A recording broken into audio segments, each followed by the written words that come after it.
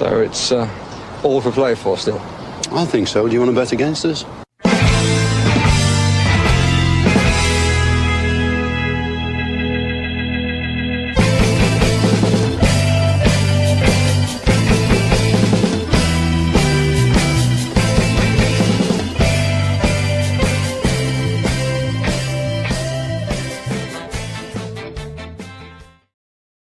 Aston Villa fans, and welcome to For the Love of Paul McGrath podcast, and another great European preview for another hopefully great European night ahead on Thursday night, Paddy, as the Villa boys travel to Switzerland to play FC Basel.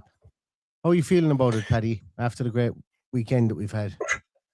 Look, how could you not be feeling confident about everything that's going on at the moment? It's just amazing times we're living in. The only downside of this one is I've got a Christmas party on Thursday night that I cannot sideswipe because we've got a team meeting in person on Thursday, followed by a team meal, which might just finish before the match ends. So I might get to watch the match on the phone. I'm not sure. But yeah. Then it's our Christmas party. If I could get that far by 8 o'clock, I might be able to skulk off into a lobby with my point and my phone to get a look at it. But that's my only concern about this game so far.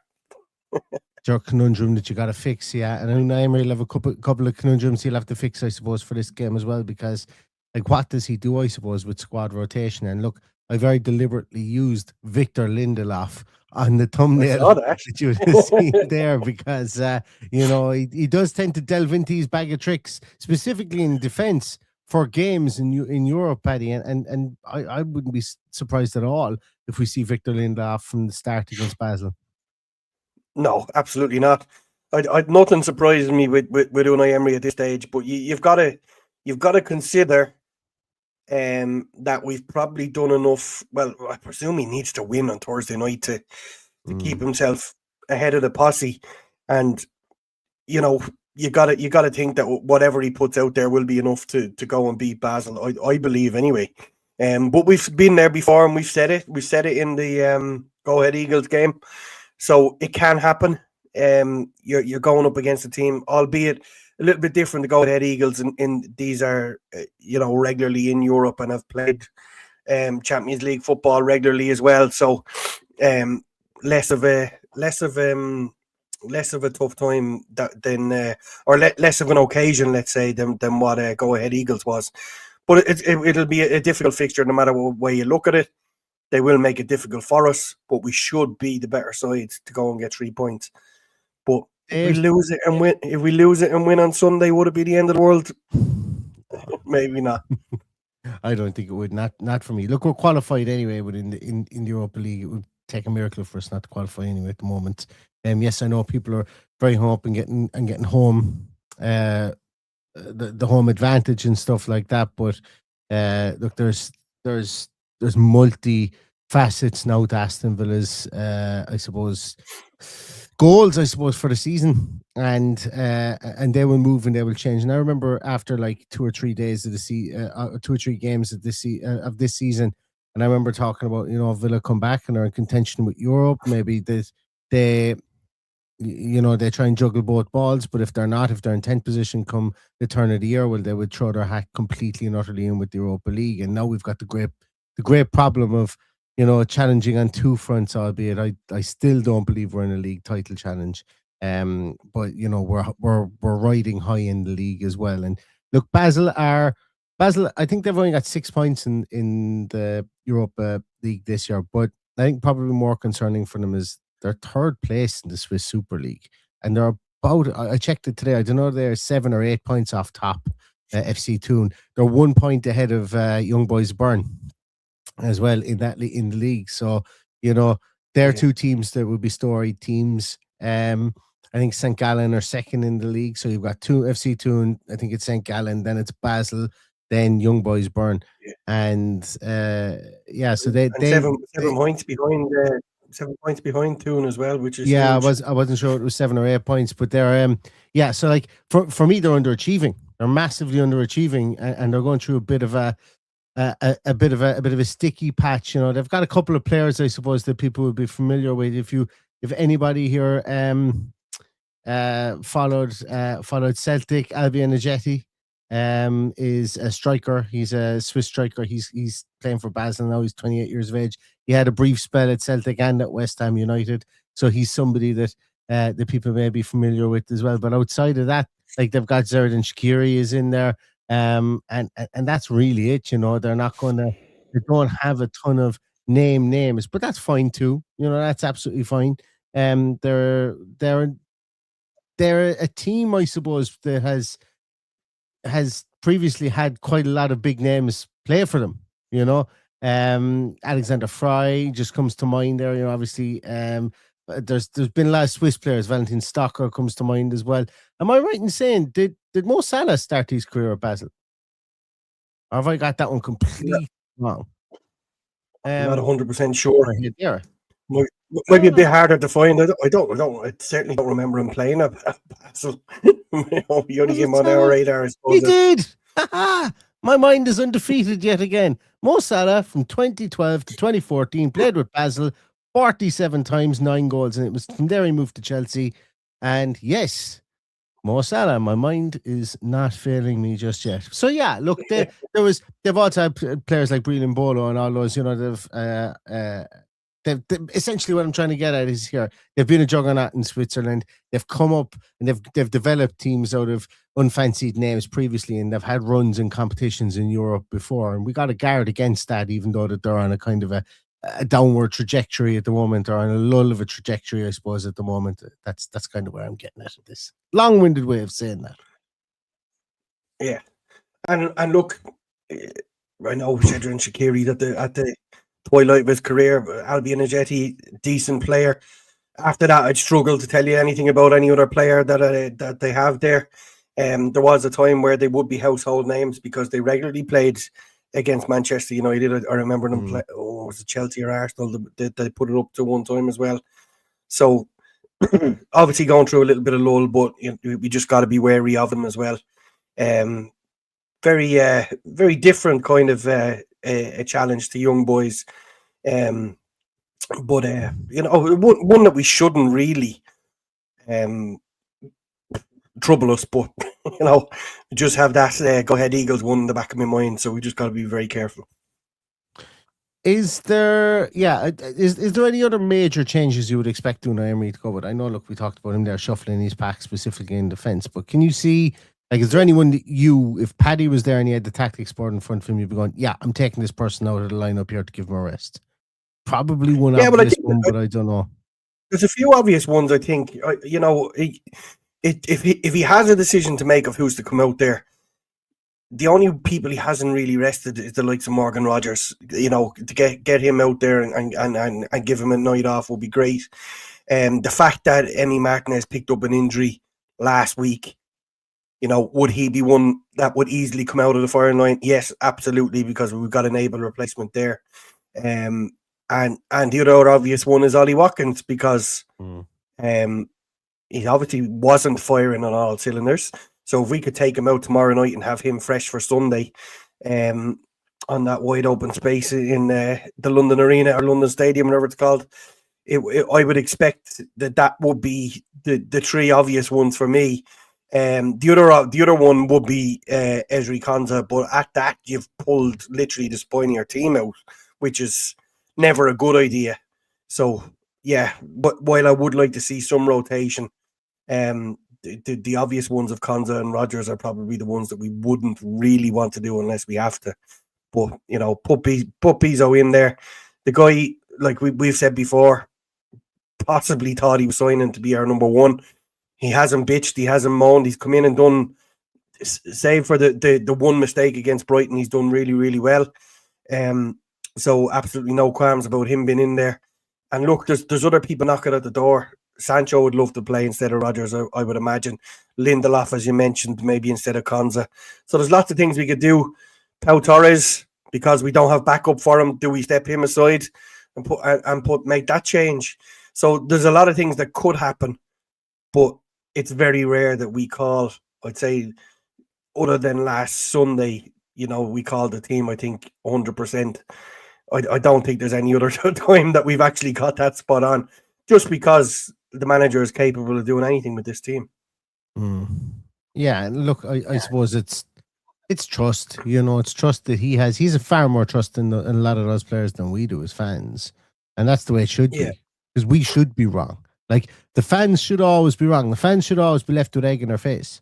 That's the sign of a great manager, and we are more often than not, I suppose, in situations like that. But then we've obviously thrown in Rick's other times, as we've spoken about previously too. But yeah, I think when I mentioned there about the obvious one, I think the obvious one here is that Ollie Watkins won't start. I don't think Ollie Watkins will start this game. I don't think Emi Martinez will start this game. I think Victor Lindelof will come in some shape or form, whether it's in at right back for Matty Cash or whether it's in at right centre back for Ezri Konsa. Look, Iron Man and all as Ezri Konsa is, you need to change the oil in your car every so often. That's what you have. You just have to do it. And maybe this is the game for him there. Specifically, I suppose with West, I don't want to keep going and looking ahead to the West Ham game, because I don't want to put pressure on it in a way that, that it becomes a kind of a letdown if we don't get the result we want. But because of who the other teams around us play and the propensity of them to potentially drop points or share the spoils with those teams in the games that they play, and us playing against the lowly West Ham at the moment, and I know I'm saying lowly because that's just their league position currently at the moment. It's just a massive, massive, massive, massive game. For me, it could be such a pivotal game, because it could really a win there and Chelsea draw, Man United draw. That almost negates a loss in both of those games afterwards. We still have that buffer zone. So I think he will have a massive, massive eye on that game against West Ham. I do. I think he'll have a huge eye on that game. I expect to see Gassand on the right. I expect to see Buendia on the left. I expect to see another playing through the middle. I don't know. I expect to see this heavily rotated tomorrow. Heavily rotated. Dinian at left back. I expect to see this heavily rotated. Onana at start again. Tielemans maybe drops out. I expect probably Bogard might be in there too, in some way, shape, or form. Yeah, I'm expecting a complete and utter clean, like almost clean slate here for a load of players tomorrow. And I wouldn't even be surprised if Villa were in one way, shape or form. If Villa were 2-0 up in the last 10 minutes, I wouldn't be surprised to see somebody like George Hemmings come on. Didn't play today against Alkmaar.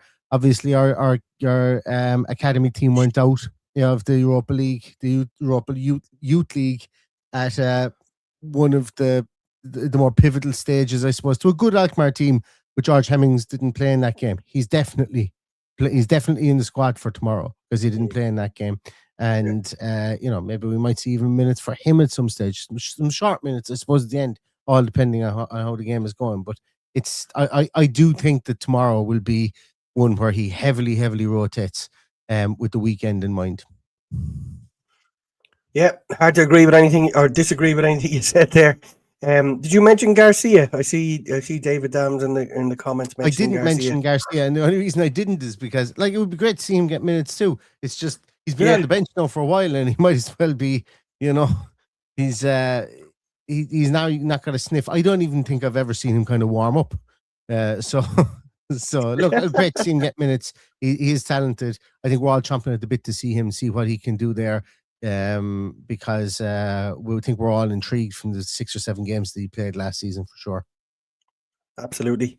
No qualms about him playing. Obviously, the manager took him out of the firing line for a while there, so we'll see what that brings. But it's almost become impossible to do a preview show unless we're talking about somebody that we know all about. It was easy to do it last week for Aston, and it'll be easy to do it for West Ham. So what do we say here? It's tough. It's tough to make any call about how things should go, and that's how we get things badly wrong with the likes of Go Ahead Eagles. For everybody, because you underestimate somebody, you get beaten. That's the way the world goes, not just in sport, in life. So you don't leave anything to chance. You go and play the best of what you have available to you, with a couple of tweaks, obviously, just to keep the lineup fresh and to keep players fresh for the weekend, because what's happened in the last few weeks has definitely opened the eyes of the manager, just like your eyes just popped out like that. It opened the eyes of the manager of what we're capable of and where we're capable of being. We're suddenly in the mouths of all the people who didn't really want to talk about us. And it's about bloody time too, because, you know, we were great last year. We were great the year before. Could have been better last year, obviously, but we were great in the Champions League. And look, here we are again, staring down the barrel of another Champions League race to stay in there between now and the end of the season. So we've definitely, maybe we just caused ire to the media, but they're all talking about us. Speaking of ire, did you happen to read what Elmo said today about Mo Salah?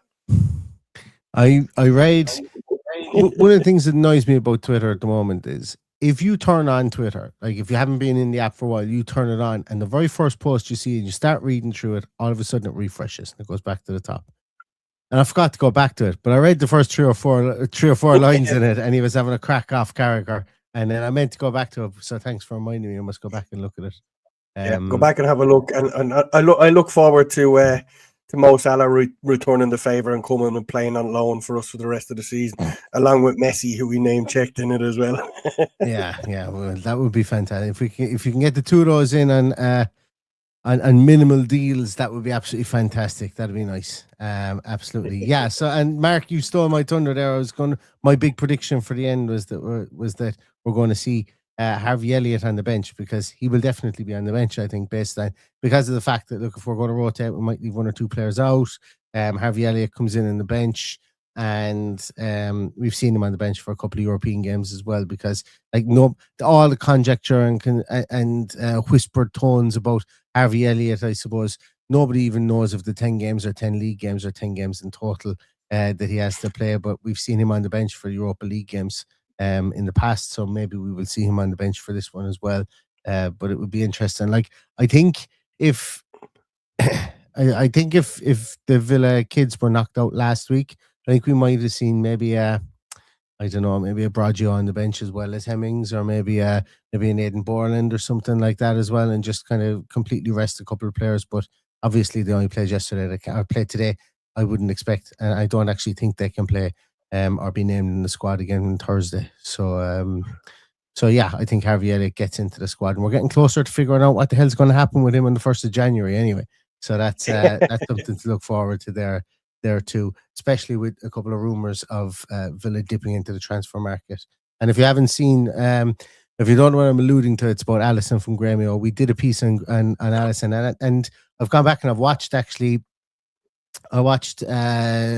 all of his involvements in their game against Fluminense and against Sporting Recife as well on today. So I'm going to do kind of an updated version on him tomorrow for Alisson. But yeah, go back and watch the other one that we did previously, and I have a player comparison that I'm gonna hold on to for that one that I'm going to do tomorrow. I told you, Paddy, and yeah, I'm going to hold on to it. And it's not Morgan Rogers, and it's not Rivaldo, as people ask me, is that who he was? It's not neither. Or Salah, no. Or Salah. Or Mo Salah. No, it's not Mo Salah either. No, absolutely not Mo Salah. But yeah, look, I think I just what I would say to people is, yeah, not all Brazilians are built the same. That's the way I would say it. Not all Brazilians are built the same. But he's a very exciting player anyway, that's for sure.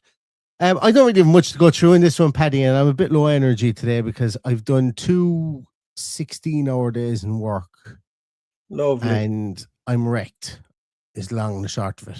So I think we're going to call it in that one, because I don't really have much else to say about this. You know, Basel will be they will be they're very experienced European team, as you said. I would imagine they will be well drilled, and it would be Villa's job to go in and try and break them down.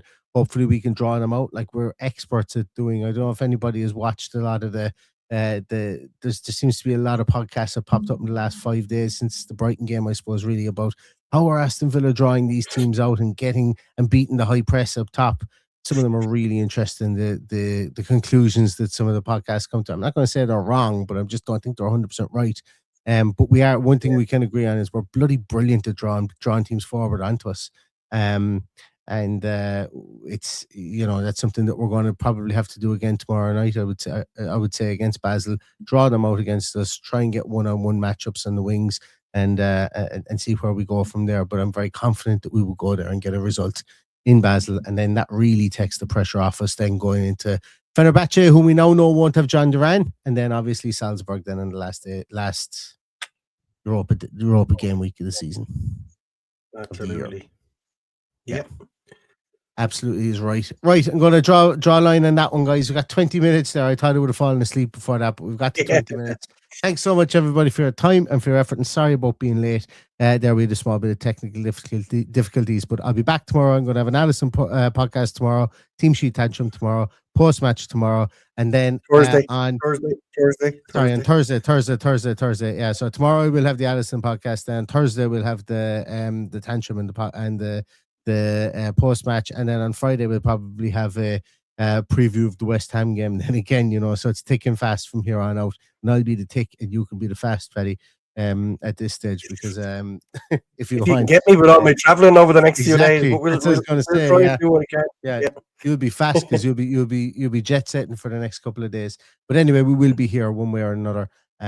So come and please join us. So that's going to do it for tonight, everybody. Thanks a million for your time, and we will see you again very soon. Stay safe, stay healthy, and all that's left to say is up the villa.